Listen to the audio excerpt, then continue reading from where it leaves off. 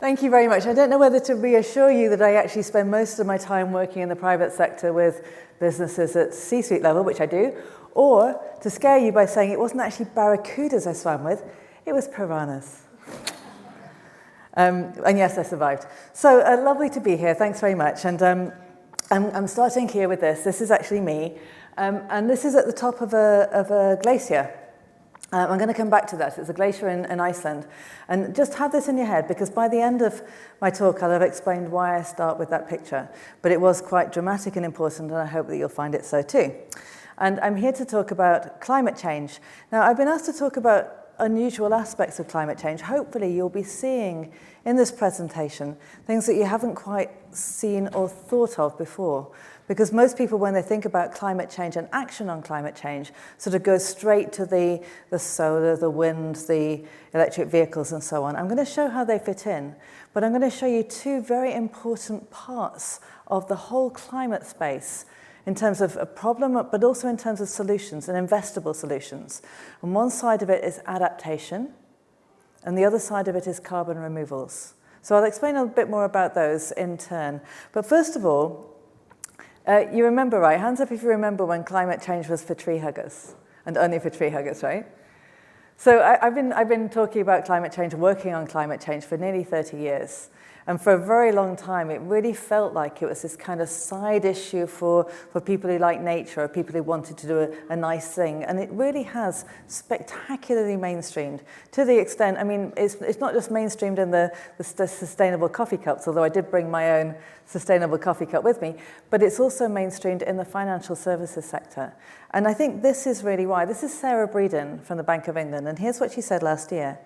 She said, climate risks are uncertain but predictable.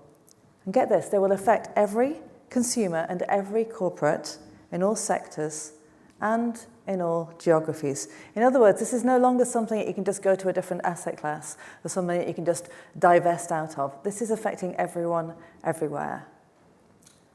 So I mentioned that I was going to talk about different aspects of climate change, and this guy, John Holdren, actually put it better than anyone I've ever known. So he was the chief scientific advisor to Barack Obama, and also before that ran the Woods Hole Research Center, which is where I first met him.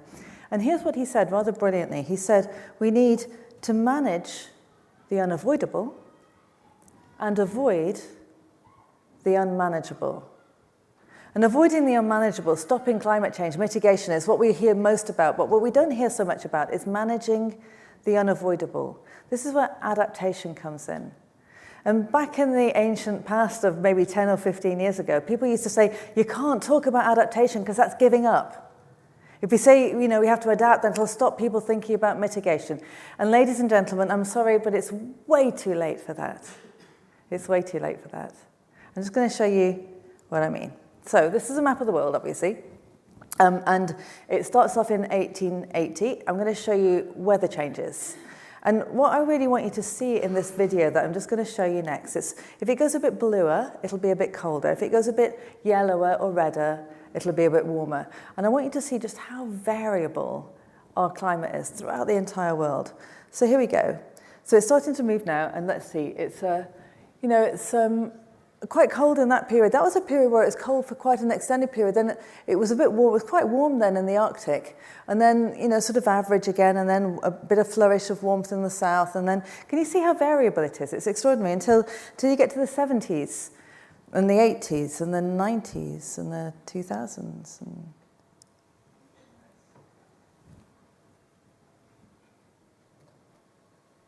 The thing is, it's really not subtle anymore. It's actually already here, and it's already with us in very dramatic fashion. And let me show you some examples of that. So of course you get heat waves. When I started talking about climate change, it was actually quite hard to find pictures to illustrate what I was talking about. Now, it's actually hard to choose. It's hard to choose which heat wave I should show you. The heat waves that have been spreading across Europe, or across North America, or across Australia, or across Siberia. Or this one in India was earlier this year. And it was extraordinary. Before the monsoons came, you had day after day when land temperatures in parts of India were above 50 degrees C. It was madness. But there's also this heat wave. And I think this is a very interesting one, because this is the Yangtze River in China. So China this year experienced its worst ever heat wave. Worst ever in what way, I hear you cry? Well, it was the worst ever in terms of the size of it, the geographical spread of it. It was also the worst ever in terms of the height of it, in terms of the temperature increase. It was also the worst ever in terms of the length of time it lasted. It was spectacular. And on top of that, it didn't just cause kind of local people to be too hot, it dried up rivers, which meant that it dried up hydroelectric plants, which means that it's shut off electricity to factories, which means that manufacturing closed down just at a point when the world was facing supply chain and energy crises. So this is an illustration of how, when we're thinking about adaptation and the kind of adaptations needed, the Pentagon calls climate change a threat multiplier. And this is kind of how it works. You've already got issues with supply chains and energy crisis associated with the Ukraine war, and then you add in things like this, and it actually amplifies the existing crises. Then there's fires. So I mentioned the heat wave that went across North America. Again, I thought at the beginning of 2020 that the Australian fires that swept across the country would be the big story of the year before a certain COVID came along. Do you remember those? But this one, I chose this one because this is really amazing. This is in Canada, rainy Canada. And this place actually, after 3 days or 4 days of post 45 degrees C temperature, the whole place just spontaneously went up in flame in Canada. And of course, you also get droughts. Remember, we're thinking about what we're going to have to adapt to now. You get droughts maybe in the future. No, we've got them now. I've just got back from East Africa, and they're already experiencing the severe droughts there, back in Ethiopia, around Kenya. And we're already starting to see a drop in food production in quite a few parts of the tropics, which is long predicted because of these droughts. And you can kind of say, well, droughts happen in those places, and it is kind of a shame, and hopefully someone will send some aid. But it does actually affect everywhere in the world for this reason. Because droughts lead to migration, as do floods and other climate catastrophes. And I think it's interesting, if you look at the migration that we've experienced before the Ukraine war, the migration that was putting such pressure on Europe was coming from where? From Syria and from Darfur and North Africa. And the migration that was putting such pressure on the USA was coming ultimately from Guatemala. And there's lots of reasons why all of those places are very troubled parts of the world, but all three of those conflicts began with a prolonged drought. And, I've spoken to military generals who said, what we're experiencing now in terms of migration is a walk in the park when it comes to letting climate change flourish. So these are all things that are impacts that we're experiencing right here and right now, which means that climate change has stopped being something worry about our children or our grandchildren in the future, and it started being something we have to adapt to now. We have to manage the unavoidable. I'm going to have a bit of light relief here because this has got a bit grim. Why is this light relief? This is obviously St. Mark's Square in Venice. Flooding, remember that happening in a couple of years ago. And so this poor woman's walking across St. Mark's Square. Why is this light relief? I think it's kind of funny because it's the first example I've encountered of instant climate karma. Because while this was happening, the local politicians were in their council chamber debating whether they should actually pass some climate-friendly laws. They decided to veto the laws. 2 minutes, ladies and gentlemen, afterwards, this is what happened. The council chamber flooded for the first time in its entire history. But, I've given you the light relief. Now I'm going to go back to the serious stuff again, because look at this. I cannot get my head around this. Pakistan is not a small country. But this year, a third of the country was flooded. And much of that is still underwater. It's gobsmacking. And in fact, I heard of one person who was taking a boat around trying to salvage stuff and bumped into something in the boat that turned out to be the top of an electricity pylon. And that's right now. So it is dramatic, and it is already happening, and we're thinking about what's needed in terms of adaptation. You can't adapt to a flood that actually swallows an electricity pylon, but you can think about how you can protect the riverbanks, how you can protect us from, have levees to protect us from sea level rise and so on. And also storms. So storms haven't been getting more frequent, but they have been getting more intense. And I've been talking about this for a while. It's hard to choose which of the mega storms I should actually put up here and show you. I've chosen this one, Hurricane Dorian.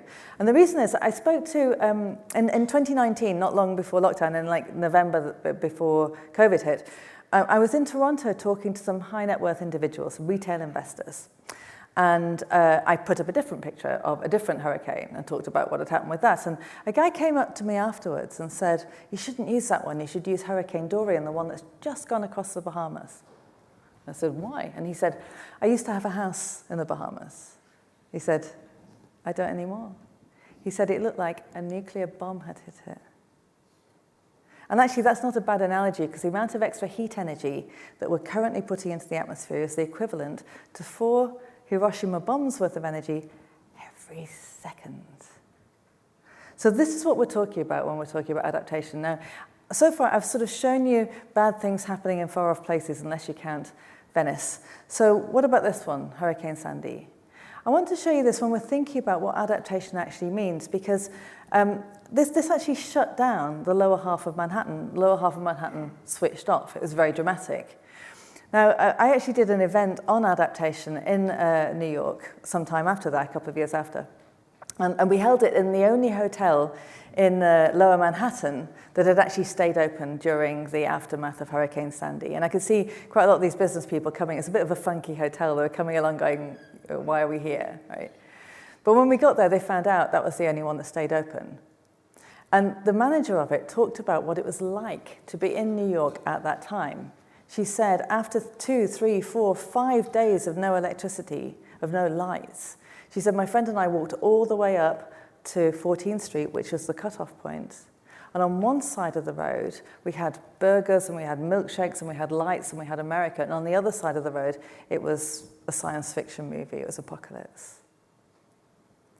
And one guy had come to that event. He was I won't name the company, but he was chief of operations for a big financial transactions company. And his CEO had sent him along saying, go along, get educated. And he thought, well, this isn't really relevant to me, but it's always nice to read around the subject a bit, isn't it? And when he was hearing this, he kind of went pale, because the reason that lower Manhattan switched off was, broadly speaking, that the substations got flooded, and the substations were not protected from flooding. But, the hotels weren't stupid. They had backup generators, but they were stupid because the backup generators were in the basements where they got flooded. And our hotel was the only one that had a backup generator on the ground floor. And this is a way to start to think about what adaptation actually practically really means. Because your man from the large financial transaction company went kind of white at this point. He said, I have no idea what the resilience is of the electricity companies that supply my electricity. And if the electricity goes off, we go off. And he raced away from that, wanting to figure out exactly how he could check what the resilience was of his crucial supply chain. So I think adaptation is not just about we should send some funds to people to adapt. It's also about thinking about what are the vulnerabilities, what are your vulnerabilities, what are the vulnerabilities of the assets that you invest in, and how to mitigate against those like you'd mitigate against any other risk. This is another one, which was Hurricane Harvey. This is mind-blowing, because what's happening to the storms is they're not just getting more intense, they're also sticking around in one place for longer because of a shift in the winds in the upper atmosphere. So what happened with Harvey was it sat over the city of Houston for so long, it dumped so much water. I still can't believe this. The city sank by 2 centimeters under the weight of the water that came from that one storm. So I hope I'm showing you that climate change is actually with us and the need to adapt is already with us. You can happily say, well, this might be true, but how do you know it's a pattern? So look at this. This is Typhoon Haiyan from the Philippines, 2013. It's the strongest tropical storm ever recorded in the Eastern Hemisphere. This is Patricia, Mexico, 2015, the strongest tropical storm ever recorded in the Western Hemisphere. And this is Cyclone Winston in Fiji in 2016, the strongest tropical storm ever recorded in the Southern Hemisphere. Are we noticing a pattern yet? Okay, go on then. Who's this? It is Lance Armstrong, absolutely. It's why on earth have I stuck up a picture of Lance Armstrong apart from to throw you off the scent? He's holding up 7 fingers for the 7 times that he won the Tour de France. And you could ask yourself, well, he was on steroids, right? He was on drugs. So which of those times was because he was on drugs? Did he win the first one because he was on steroids? Did he win the third one or the fourth one? And what you can more sensibly say is he was making all of those wins more likely. And ladies and gentlemen, we are putting our atmosphere on steroids and making all of those so-called natural disasters unlikely.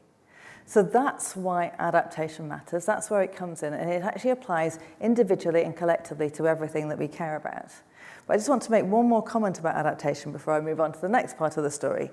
And that's COP27 and what happened in Sharm el-Sheikh in Egypt. Because a lot of this was a big part of the conversation. Have you heard the term loss and damage that was being thrown around all over the place? And I can happily talk more about what exactly happened at COP27 and what this was all about if you'd like to in the questions. But just one comment. So loss and damage was all about how to get money from the countries that have caused the problem to the countries that are experiencing the problem. Because I've shown you how everybody needs to look at their supply chain. Everyone needs to understand, even Manhattan.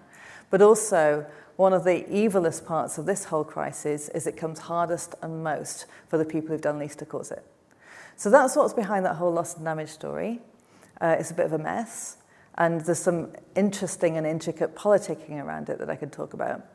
But I do think that this is going to get way away from aid, because lots of the countries in Africa are saying, you don't help us with reparations for the damage you've already caused. We're going to burn our gas. We're going to burn our oil. We're going to develop just the way that you did. And this becomes a kind of almost like a blackmail mechanism. But also, as I'm going to show you in a little bit, there are lots of untapped opportunities in the global south for investing in clean technology, not just to serve the local population, but to serve the world. So I think the money's going to flow from global north to global south, not because of some kind of loss and damage fund that everyone argues about, but by actual business entrepreneurial investment. And I'll say a bit more about this shortly. So back comes John Holdren. I've talked about how you need to manage the unavoidable. What about avoiding the unmanageable? So this is not about just kind of dealing with the problem we've got now and putting on the sticking plaster, but actually stopping it getting materially worse before we're really in the trouble. I can't use the word that I was going to use. So that's where net zero comes in. You've all heard a lot about this. In 2019, it was absolutely nowhere. I gave a talk and did a workshop with a collection of senior execs from a very big emitting sector. They were trying to figure out what their global north should be for their climate action. And I said, how about net zero by 2050? And they stared at me like I was a crazed hippie. And that was in 2019. And now, at the end of 2022, if you don't have a net zero target, you're not at the table. And if you're not at the table, you're on the menu. It's more than 85% of global GDP generators either have their own net zero target or they're in a territory that's set theirs. So what does that mean? Net zero by 2050, by 2060, by 2070. It still seems reassuringly long away. But it's not actually about 2050, it's actually about today. And here's some of the evidence. The USA has set this target for 50% reduction by 2030, in 7 years' time. That was looking extremely unlikely until the Inflation Reduction Act came along, and I'll talk about that in a moment. But now, the USA is actually almost on track for that. What about the EU's Fit for 55? Emissions reductions by 55% by 2030. The UK, 78% by 2035. These are really astonishingly big numbers. And one comment to make about them is that we currently don't have the policies to make them happen. And the United Nations Principles for Responsible Investment was onto this in 2019. They put out this report saying there will be an inevitable policy response because the policies don't match what the governments are committing to. And in many cases, in the UK, the EU, those are legal commitments, legal obligations. So they were saying there's going to be some very rapid changes. And at the time, it seemed like it was kind of unlikely. People were saying to me, well, don't be ridiculous. Governments don't set policies that are going to damage the economic system. They're not going to ground the planes overnight, are they? And then COVID came along and they kind of did. And I think many people began to expand their understanding of what rapid policy change could actually look like. And we're already starting to see some of it. We've got the EU's climate plan, which is getting more and more detailed and more ingrained. We've got the Inflation Reduction Act, which actually, I've spoken to many people who are convinced that regardless of who gets into the White House next, this is going to stick because it's so clever. It actually embeds both Republican and Democratic needs so firmly in it, it'd be very hard for anyone to unpick it. And then, of course, you've got the Australian elections as well. I think this is really quite telling, though. Does anyone know who this is? Ah, you're good. Nobody ever gets that. It's just, this is the thing that he said. He said, we're comfortable. He said this in August 2020. We're comfortable over a 5-year horizon that the EU carbon price has to go up. It's pretty much a guarantee. When the hedges are saying that rising carbon prices are a one-way bet, you know that something's changing dramatically in the policy space. And so this is when Mark Carney was still governor of the Bank of England, he and the governor of the Bank of France put out this letter in 2020.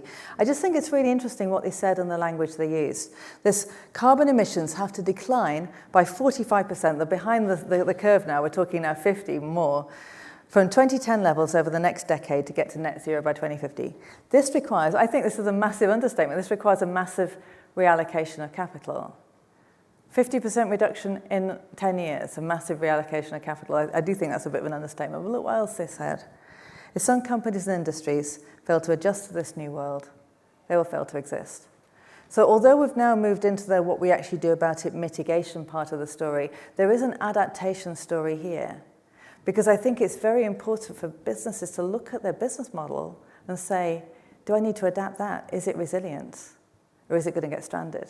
It's not just assets that get stranded, it's business models and assumptions about policies that get stranded too. So, you know who this is? Yeah, okay. This is Larry Fink. And in January 2020, he said something extraordinary in his annual letter to his CEOs. He said, climate change has become a defining factor in companies' long-term prospects. I believe we're on the edge of a fundamental reshaping of finance. Those are fighting words. Now, I'm happy to talk in the questions, if you'd like to, about what BlackRock's actually doing now and some of the pushback and the SEC and all of that. But what I think is significant is he said that just before COVID hit. And he and I and everyone else thought that was going to be the end of climate action. That as soon as you have an immediate, acute crisis like that, you're going to stop worrying about climate change. And I just want to think now about how resilient climate action has proved to be in the face of the crises that we have been experiencing since all of you got to meet together in 2019. So, what happened?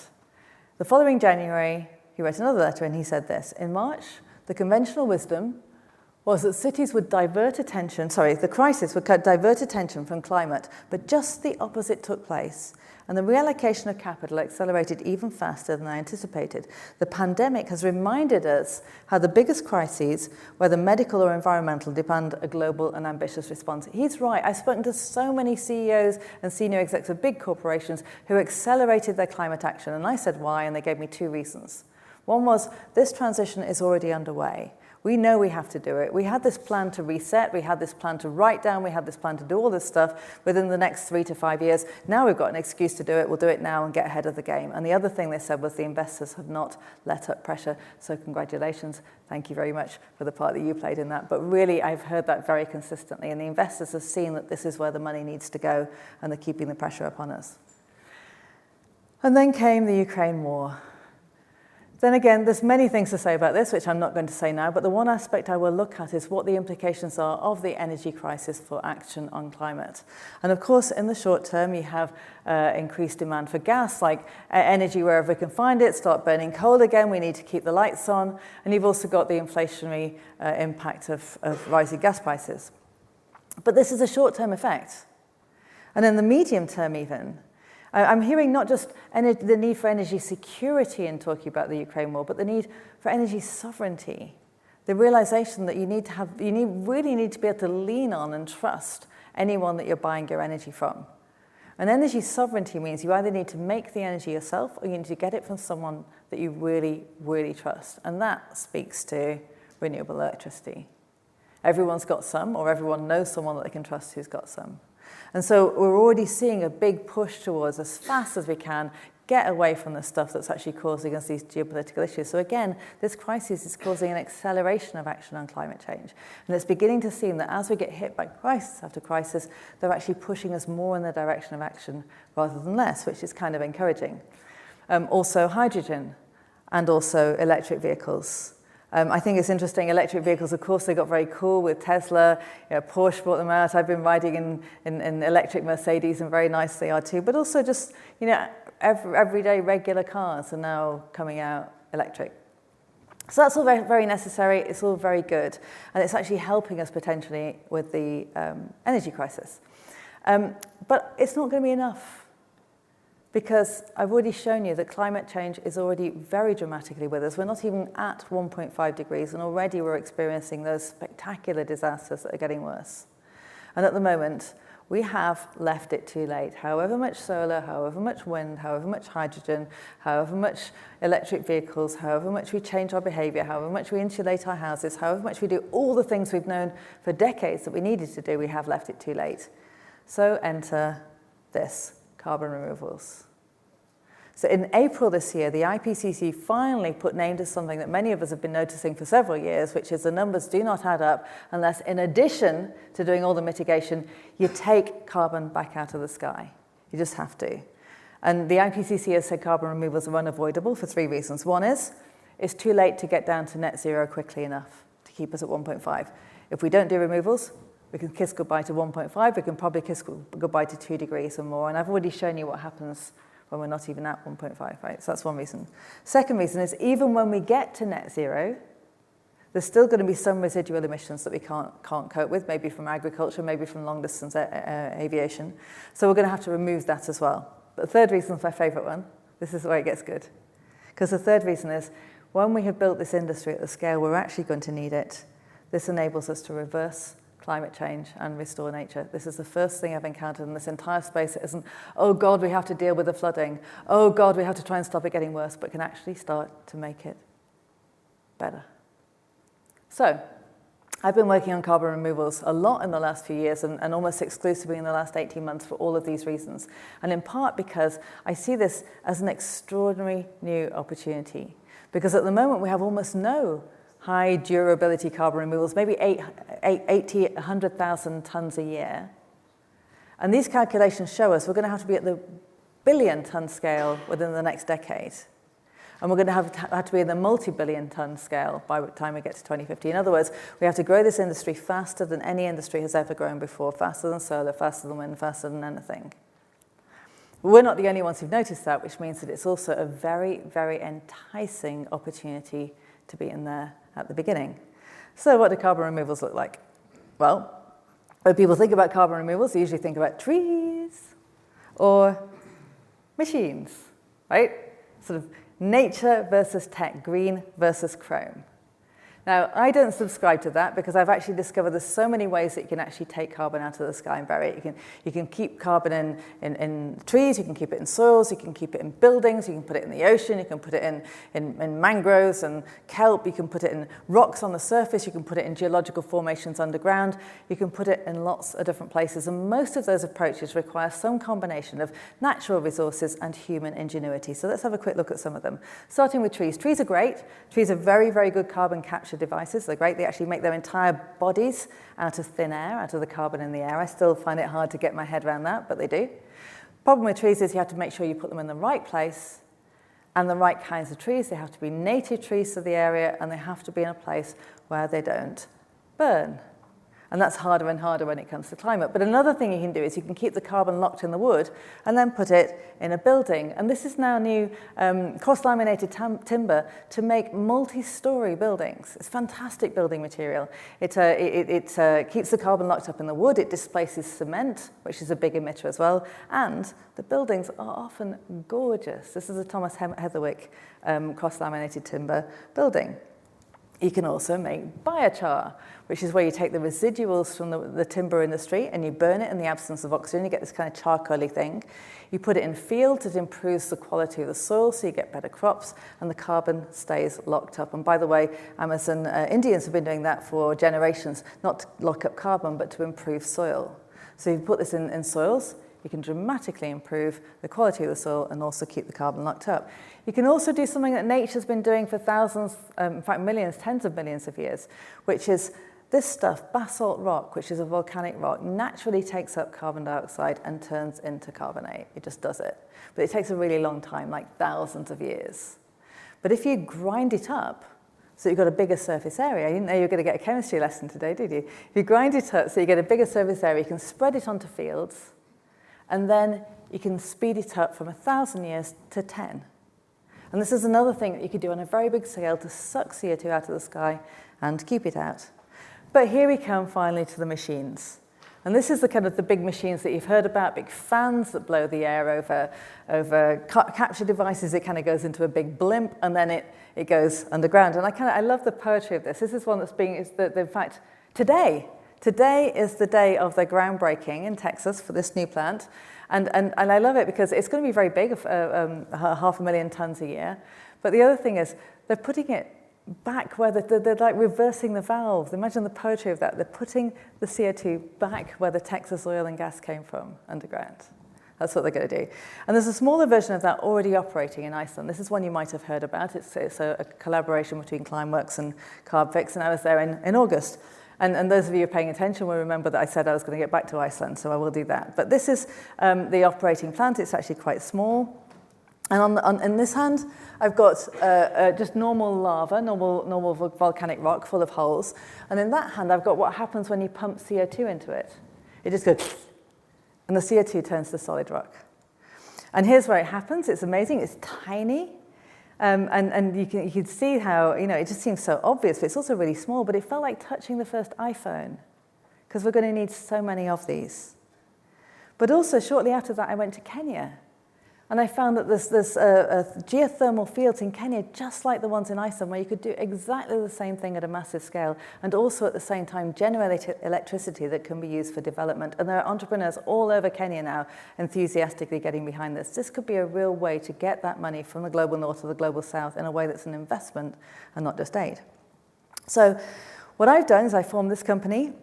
This isn't a company, this is a not-for-profit, Rethink Your Removals, to figure out where the gaps are stopping this industry happening, to unleash the entrepreneurial energy and to make sure we can get the change fast enough. So we're doing that, but we're also doing something else, which is we're trying to get industry to, and individuals and corporations and organizations to do something that worked brilliantly with vaccines. So with vaccines, the way that we accelerated the timescale of getting them was advanced market commitments. Advanced purchase commitments, we will buy it so you can actually get the financing to build it. And that's what's already happening in the carbon removal space. Advanced market commitments so that the individuals who want to make these projects can get the project financing. And so Swiss Re started it, Microsoft are doing it, Airbus have made a big commitment, the Frontier Fund, which is $1 billion from a whole bunch of different tech companies, the First Movers Coalition, which was John Kerry, and possibly, indeed, all of us. And in order to help with that, I've also founded a new company, Curate, which is supposed to be making it easier to say, what are the good removals to buy? How can you do this? Now, I've crossed out offsets on that. We don't need carbon offsets, we need carbon removals. And let me just quickly explain to you why. You've heard about offsets. And offsets are ways of, I put a ton of CO2 in the air, but I pay you not to put your ton in. And that means my ton is still in the air. Whereas a carbon removal is, I put a ton of CO2 in the air, I pay you to remove it, what goes up comes down, and you get to a genuine net zero. And that is the direction we're going, and that's what we're doing with Curate. Okay, I promised you to get back to Iceland, and here we are. Because while I was there, I went to visit this glacier, Ok Glacier. And it's a very lovely glacier. Iceland has lots of them. This is what it looked like in 1986. This is what it looked like in 2019. It had gone. And the Icelandic people had a funeral for their glacier and had their finest poet, Andrew Magnusson, write a plaque to go on a rock after the funeral was held. And this is the plaque that I was looking at. Now, what would you write if you could write something on a plaque for a funeral for a glacier? Here's what he wrote. I'm going to finish with this.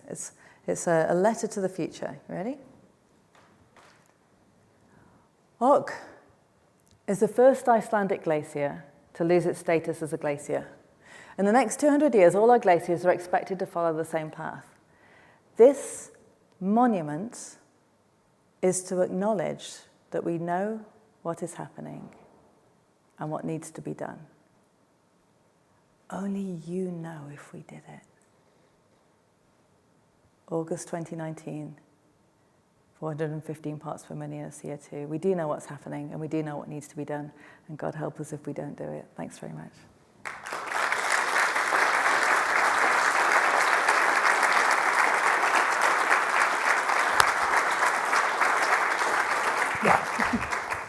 Gabrielle, thank you very much. That's wonderful.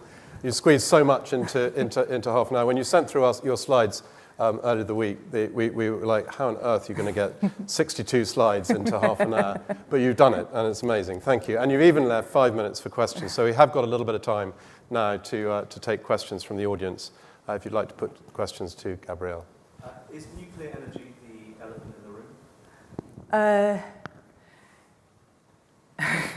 Is it the elephant in the room? I know because a lot of people are speaking about it, and I guess the elephant in the room is something you don't talk about. So nuclear is being talked about. I've been a fan about it, of it, not because I think nuclear is great, but it's better than many of the alternatives. And I think particularly in countries that already have a nuclear, or have had, like the UK, a nuclear program, modern nuclear power plants are so much more efficient than previous ones that we've already got a nuclear waste mountain, and you'd only increase that by a relatively small amount, but you could make a big dent on emissions-free energy. The cost is an issue, and exactly how you make the economics work, but in principle, especially with the big advent of small modular reactors, I think that's coming much more along. What I think is interesting is that many climate activists who used to be vehemently against nuclear are coming around to nuclear for the same reason that we're all coming around to carbon removals, which is this is a crisis. I was going to use a descriptor to the crisis, but you just have to imagine it, right? This is a crisis, and more of us are realizing that we have to put everything on the table and everyone around the table, and then we might have a fighting chance. There's another question at the back there. And then there's a couple of them. Yeah. What can you do about nuclear waste being dumped in Africa? But nuclear waste being dumped in Africa? Yes, and selling it off to governments? So I think what was the question about nuclear was, is it the elephant in the room? And it's like every other aspect of this. If you do solar wrong, if you do wind wrong, if you do any of these things wrong, then you can create worse or at least parallel crises that you shouldn't do. We need to get much cleverer about this. There's an example when the European Union issued a directive to put biofuels into petrol, and it seemed like such a good idea, except that the effect was that the Indonesians started cutting down rainforests to grow palm oil so that you could then provide biofuels to Europe because they were putting such a premium on it. So the same thing, dumping nuclear waste in Africa, dumping any waste anywhere in an inconsidered way is not the way we should be solving this crisis. Right? None of them. We need to be much more judicious about how we do it, and I think also get away from the idea that we can do the rising industry first and then worry about social justice later. I think that's one of the things I'm noticing in the carbon removal space, which is this is an industry starting from scratch, and there's an opportunity to build social justice in from the beginning, rather than make the industry and then worry later about whether it improves inequities and so on. So, do I think, I personally, what do I think about dumping nuclear waste in Africa? Bad thing, we should stop doing it. But I don't mean to be trivial about it. I think we need to be much cleverer about looking at the external consequences of everything we're doing, while also having on our heads the realization that our choice is not, should we do it or should we just stay where we are? Because the world is changing under our feet. It's about which of the solutions we do and how we try to get them right. John had a question there, yeah. Thank you, that was a really excellent presentation. I just wondered what you would say are the main obstacles to success in reversing global heating. What was, sorry? What are the main obstacles to success in reversing global heating, including from a financial and investment perspective? Yeah, so I think one of the biggest obstacles is a legacy mindset. And there are practical obstacles in terms of policies, there are practical obstacles in terms of levels of subsidies that are being given to the fuels that are causing the problem, etc. But I think I would characterize a lot of it in the legacy mindset, and that exists more or less everywhere, because there's a legacy mindset in the existing system works well unless we've got some reason to change it. There's a legacy mindset in that I'm benefiting from the existing system, so I want to resist change for it. And there's also a legacy mindset in this has always worked before, so we'll still do it. And we need to reinvent. We need to be much better at reimagining the future rather than basing what we do in the past. And that also applies to Greenpeace as much as it applies to oil and gas companies. And so that's a general point that I'd make. It's about looking it in the face and going, okay, now what do we do? And really thinking much more creatively and collectively than we have before. John, we'll just take one more, I'm afraid. I know there are more questions, but we're going to run out of time, I'm afraid. I will run over, but I'll stick around for the break and so on, so if you want to chat a bit more, then I'll be there.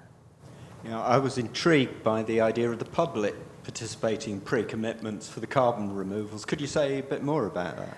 I think one of the things, people are always saying, what can I do? What can I do? And I've tried to have, I haven't had good answers. I sort of said, I used to say, change your light bulbs to LED, or, sort of insulate your home, or try to fly less, or drive less, or eat less meat, all those kinds of things. I stopped saying that a while ago because I began to realize what we actually need is a collective way to change the system and not these individual actions. But I carry a coffee cup, in my case tea actually, and the reason is partly because I like drinking out of it, but also because it reminds me, it's a small action, it doesn't change the world, but it reminds me that this is real. So it helps me imagine the bigger actions better. But in terms of carbon removals, what I found is this is the one thing, people sort of said, should I offset? And then saying offsets in the way that they're thinking of them are now, they're not quite dead, they're still moving, but they're kind of zombie.